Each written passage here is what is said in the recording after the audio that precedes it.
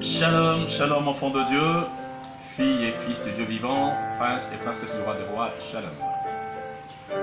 Ce matin, je voudrais aborder avec vous un thème très important. Nous avons parlé de la puissance de la foi dernièrement, mais je voudrais vous amener à une autre dimension, au sujet toujours de la foi. Ce matin, je voudrais parler sur la foi en Dieu et la foi de Dieu. Vous voyez qu'il y a une nuance, n'est-ce pas? La foi en Dieu et la foi de Dieu. Alors, je vais essayer de résumer le plus rapidement possible. C'est quoi la foi en Dieu? Lorsque nous plaçons notre confiance en Dieu, lorsque nous croyons en Dieu, cette foi en Dieu, cette confiance que nous avons en Dieu, nous amène à lui adresser nos prières. Et lorsque nous prions, nous attendons à ce que Dieu puisse nous exaucer. Nous attendons à ce que Dieu puisse nous répondre, n'est-ce pas? Dieu est libre d'exaucer cette prière et de ne pas l'exaucer, parce que quand il juge dans nos intérêts toujours que c'est important de répondre à de telles ou ne pas répondre à telle prière, Dieu est souverain et il le fait selon sa souveraineté. Ça, c'est la foi en Dieu. Et la Bible dit aussi que vous demandez et vous ne recevez pas parce que vous demandez mal dans le but de satisfaire vos désirs, etc. Donc, il y a des prières que nous adressons, parfois qui ne sont pas des bonnes prières, et le plus souvent, nous n'avons pas des résultats à nos prières. De la même manière aussi, Dieu peut planifier. On peut adresser une prière à Dieu. Cela peut se faire immédiatement. Cela peut se faire dans une semaine, un mois, un an, 10 ans, 20 ans. Autant de temps que Dieu veut, il planifie. Mais cela sera fait comme Dieu l'a prévu. Donc c'est parce que nous avons la foi en lui et nous lui adressons une prière. Mais je voudrais très rapidement vous dire que l'aigle, quand il fait son petit, l'aigle, en construisant son nid, va prendre des branches d'arbres où il y a des épines. Et il met d'abord ces épines en bas et ensuite, après, il va aller chercher des plumes d'oiseaux, il va chercher des feuilles, etc., d'arbres. Il va tapisser. Il va maintenant faire de sorte que il y ait comme un matelas, un tapis qui vient couvrir le dessus des épines. Donc, tu ne peux pas sentir cela. Et donc, il va élever son petit pendant un certain temps. Et ensuite, à un moment donné maintenant, l'aigle va tester son enfant pour voir s'il peut prendre son envol à seul, s'il peut voler. L'aigle prend le petit, il l'emmène à une très haute distance, en hauteur. Et il lâche son petit et il redescend vers le bas, il attend. Et donc, le petit, quand il se bat pour voler, il bat l'aile et qu'il ne parvient pas à voler, alors il vient pour tomber. Alors, l'aigle le récupère. L'aigle juge que l'enfant n'est pas encore à la maturité, n'est-ce pas? N'a pas atteint la maturité pour s'envoler. Alors, il le ramène encore dans le nid. À un moment donné encore, il essaie. Mais entre-temps déjà, l'aigle va commencer à enlever les tapis, c'est-à-dire tout ce qu'il a mis, les plumes d'oiseaux, etc. Tout ce qu'il a mis pour embellir, pour adoucir le nid, il va commencer à enlever pour que les épines puissent commencer à piquer le petit. Et donc, le petit d'aigle commence à sentir ces épines, alors il perd son confort. Donc, ça veut dire que le lieu ne lui est plus confortable parce qu'il faudrait qu'il cherche à sortir de là. Tout ça, c'est pour sa formation, afin qu'il puisse parvenir à s'envoler. Et l'aigle encore prend son petit et il l'emmène en hauteur et il le lâche. Et il revient vers le bas pour l'attendre. Et quand une fois, deux fois, après il voit que le petit commence à s'envoler tout seul, il prend l'équilibre et il commence à s'envoler. Alors l'aigle abandonne ce petit, il sait qu'il a déjà atteint la maturité, il peut s'envoler seul, il peut maintenant aller, il obtient son indépendance au fait, et il peut maintenant s'envoler. N'est-ce pas? Alors ce n'est plus la mère ou la mère aigle qui va aller prendre le petit pour venir encore le bercer et autres tout ça, parce que maintenant il est mature. Il peut faire la chasse tout seul, etc. Donc Dieu aussi fait autant avec nous. Lorsque nous croyons, nous avons la foi en Dieu alors Dieu fait en quelque sorte, il fait tapisser là où il nous met. Alors nous pleurnichons, des petites choses, nous réclamons à Dieu, Seigneur aie pitié, Seigneur fais ceci, Seigneur pourquoi tu m'abandonnes, mais Seigneur, et le Seigneur exauce nos prières. Mais à un moment donné, Dieu veut nous amener à une autre dimension de la foi de Dieu. À partir de ce moment-là, Dieu enlève tout le confort autour de nous et les épines commencent à nous piquer. C'est quoi les épines? Les épreuves, les difficultés. Les gens commencent à te poser des problèmes, à te créer des problèmes. Tu as des épreuves, des persécutions qui commencent à surgir, parfois même dans ta propre famille, dans ton lieu de travail, même dans l'église ou dans ton quartier, etc., etc. Tu commences à avoir des problèmes. Dieu veut t'apprendre à voler tout seul. Parce qu'il faille qu'à un moment donné de ta vie, tu apprennes à faire face à tes problèmes et que tu arrêtes de pleurnicher. On a souvent tendance de compter sur les autres, de compter sur les parents, de compter sur un frère, une soeur, un cousin, une cousine, un grand frère, une petite soeur, sur papa et maman, etc. Mais non, on est né pour grandir et acquérir la maturité. Ainsi, donc Dieu nous forme de cette manière. Et lorsqu'on arrive au niveau de la foi de Dieu, puisque Dieu nous a créés à son image et à sa ressemblance, il s'agit bien de cela. Si l'homme a été fait à l'image et à la ressemblance de Dieu, ça veut dire que l'homme a en lui l'ADN de Dieu, l'ADN de la divinité. Et si Dieu a foi dans sa parole et que Dieu, quand il parle, il veille sur sa parole pour l'accomplir. Il a dit, mes paroles ne reviennent jamais à moi sans avoir accompli ma volonté et exécuté mes desseins. Donc lorsque Dieu envoie sa parole ne revient jamais à lui. Comme un chasseur qui vise un animal, une bête, il tire dessus avec l'arc ou avec une flèche, je ne sais pas, ou avec son fusil, il observe et il voit que son arme ou son arc ne revient pas à lui sans avoir atteint le but pour lequel il a envoyé. Donc c'est ce que Dieu veut dire. Quand Dieu envoie sa parole accomplit ce pourquoi elle a été envoyée. Alors nous aussi, lorsque nous arrivons au niveau de la foi de Dieu, nous devons parler comme Dieu. Avoir la foi de Dieu, ce n'est plus des prières de supplication, des prières où on est là en train de pleurnicher, de demander, de se plaindre, de se lamenter. Non, ce n'est plus cela. Mais connaissons notre identité en Dieu. J'ai ces jours-ci parlé plus de notre identité, n'est-ce pas? Lorsque nous connaissons qui nous sommes en Dieu, alors nous pouvons oser parler comme Dieu. Je vous donne un exemple. Quand Dieu envoya Moïse pour aller libérer Israël, Dieu a dit à Moïse, je t'élève à la divinité. C'est-à-dire, toi, tu seras Dieu, je ferai de toi Dieu, et Aaron, ton frère, sera ton prophète.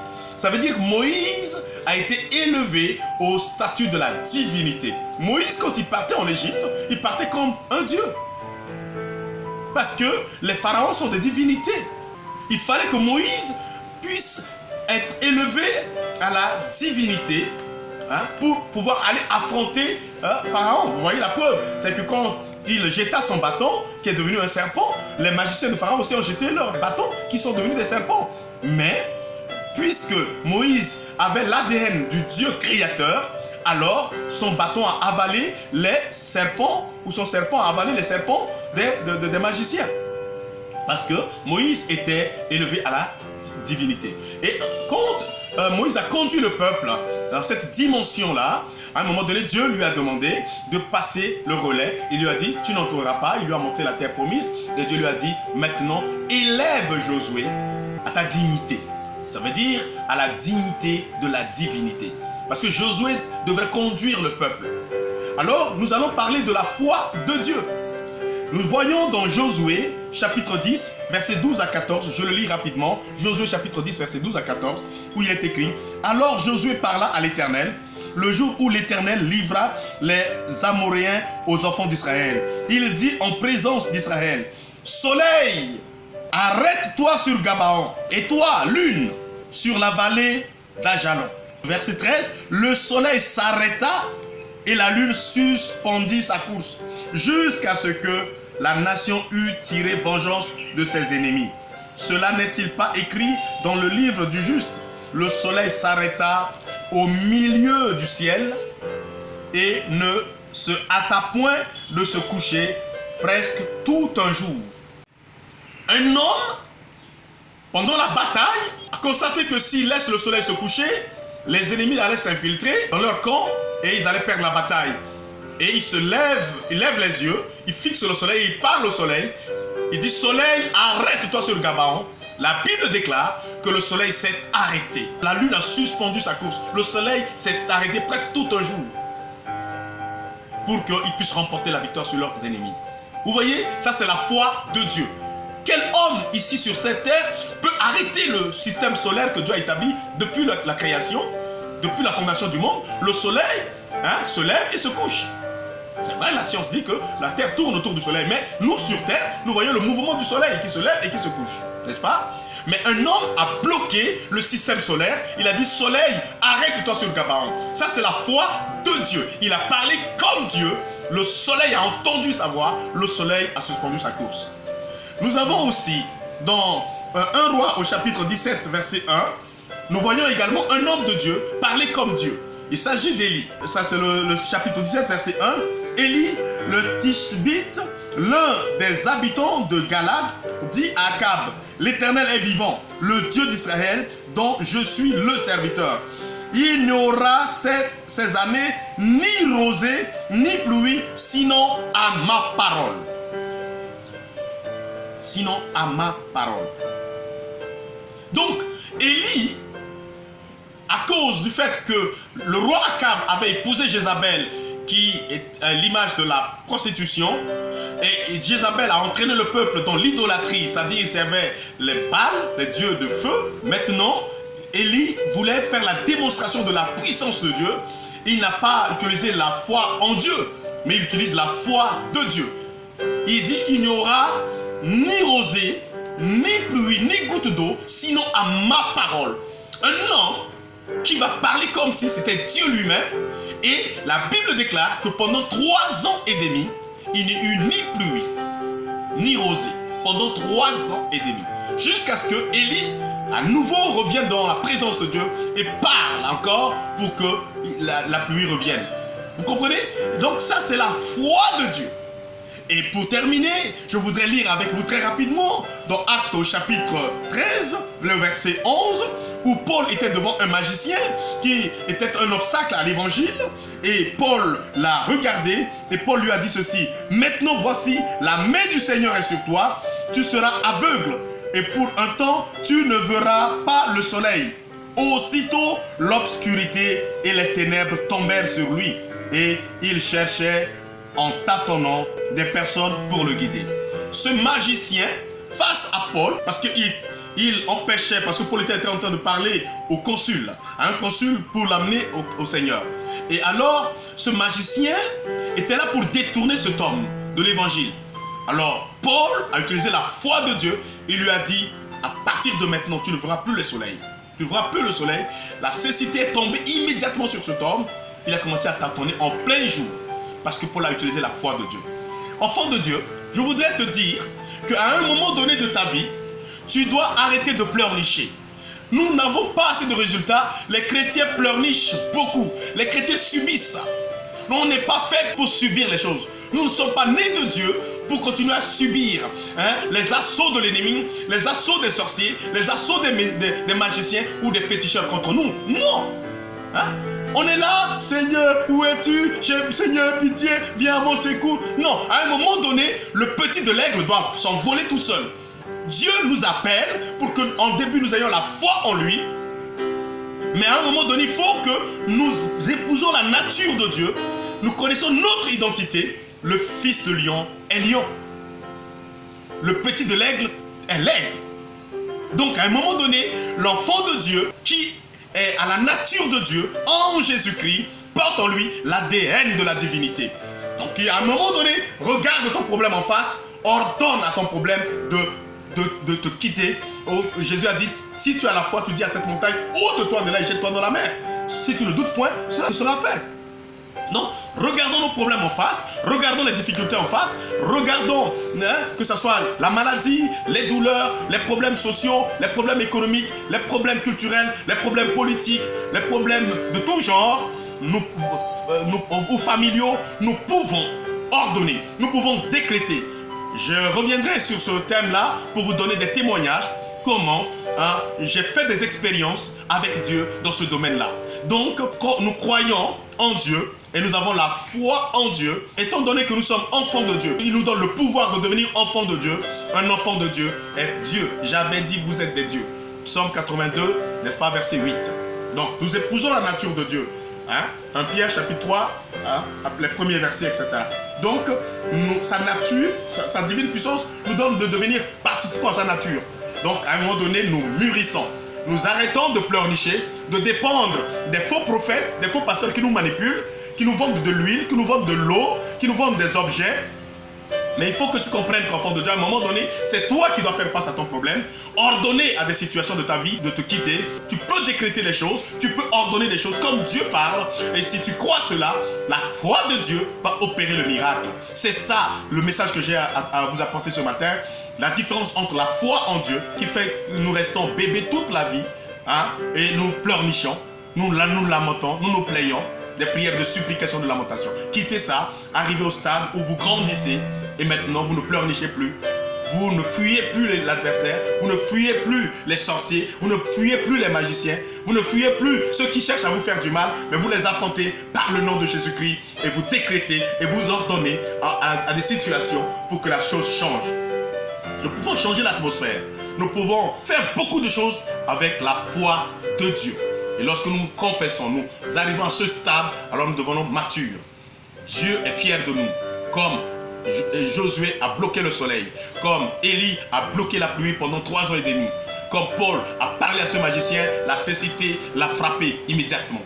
Avec la foi de Dieu, tu peux changer le cours de l'histoire de ta vie. Que Dieu vous bénisse et que cette parole puisse te pousser à grandir et que tu ne restes pas toute ta vie un bébé spirituel qui ne dépend que de tel pasteur, de tel prophète, de tel bishop, de tel archibishop, de tel apôtre, etc. qui te demande de l'argent, qui te vend des objets et qui peut te manipuler comme il veut parce qu'il y a des gens qui vous manipulent alors que vous pouvez grandir et avoir la foi de Dieu et vous envoler comme l'aigle peut prendre son envol. Et faire la chasse vous-même, être autonome. Et comme le lionceau grandit à un moment donné, devient lion. Et lui aussi peut faire la chasse lui-même. Donc Dieu nous appelle à l'autonomie. Voilà la parole de ce matin. Que Dieu vous bénisse. Prions le Seigneur. Père, je te prie pour ton fils. Je te prie pour ta fille. Je te prie pour ton serviteur. Je te prie pour tes enfants qui sont restés toute leur vie bébés spirituels, qui ont seulement la foi en Dieu et qui dépendent que des soi-disant certains hommes de Dieu qui les manipulent, qui leur demandent de l'argent. Ils font comme des voyants, ils donnent que des prophéties. Ils vont de lieu en lieu pour chercher des prophéties, comme si c'était du maraboutage spirituel, du fétichisme spirituel. Seigneur, que tes enfants dépassent ce niveau et qu'ils arrivent au niveau de la foi de Dieu, où ils mûrissent et ils découvrent leur identité en Dieu par Jésus-Christ. Et qui parviennent à déclarer, ils parviennent à ordonner, à faire face à leurs problèmes, à faire face à leurs situations pour les affronter, les dépasser par le nom de Jésus-Christ. Comme Josué a arrêté la pluie, ils peuvent arrêter les choses. Comme David a vaincu Goliath, ils peuvent vaincre les géants de leur vie. Comme Élie a bloqué la pluie pendant 3 ans et demi par sa parole, nous pouvons bloquer les situations, changer les situations de notre vie ou changer le cours de notre histoire. Comme Paul a parlé et ce magicien est devenu aveugle immédiatement. Seigneur, voilà le pouvoir que tu nous as donné par le Saint-Esprit en Jésus-Christ. Je crois que ce matin, un de tes enfants, une de tes filles, quelqu'un qui a reçu cette parole va se lever et va bannir la peur, la crainte, le tremblement, les lamentations et les gémissements pour pouvoir arriver au niveau de la foi de Dieu afin de changer le cours de l'histoire de sa vie. Au nom de Jésus-Christ, j'ai prié. Amen. Que Dieu vous bénisse. On se retrouve encore demain pour approfondir cet enseignement qui est tellement riche parce que Dieu veut que tu grandisses, Dieu veut que tu mûrisses, Dieu veut que tu arrives au stade de la foi de Dieu. Quitte le stade de la foi en Dieu pour arriver au stade de la foi de Dieu où ta parole va s'accomplir, où tes déclarations, où tes mots auront un pouvoir créateur dans ce que tu vas prononcer. Sois béni, enfant de Dieu. Shalom, shalom et Maranatha. N'oubliez pas, Jésus revient bientôt. Au revoir.